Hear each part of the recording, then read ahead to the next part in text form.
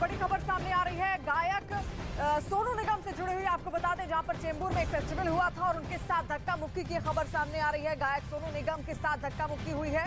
चेंबूर में ये फेस्टिवल हुआ था और तब उनके साथ धक्का मुक्की हुई। इसकी तस्वीरें आप देखिए न्यूज 18 पर। ये एक्सक्लूसिव तस्वीरें हम आपको दिखा रहे हैं किस तरीके से परफॉर्म जब वो कर रहे थे तो उस वक्त उनके साथ यहाँ पर धक्का मुक्की हुई। ज्यादा जानकारी के लिए श्रेया हमारे साथ जुड़ रही है। श्रेया, और क्या जानकारी फिलहाल इस फेस्टिवल को लेकर मिल रही है?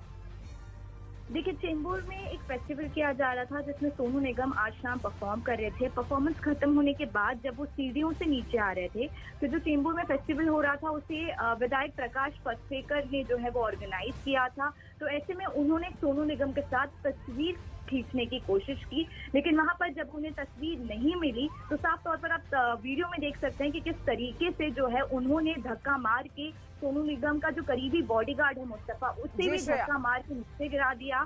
तो साफ तौर पर जो न्यूज 18 पर ये एक्सक्लूसिव तस्वीरें इधर हम आपको दिखा भी रहे हैं जहां पर चेंबूर में वो परफॉर्म कर रहे थे और उस दौरान ही धक्का मुक्की होती है।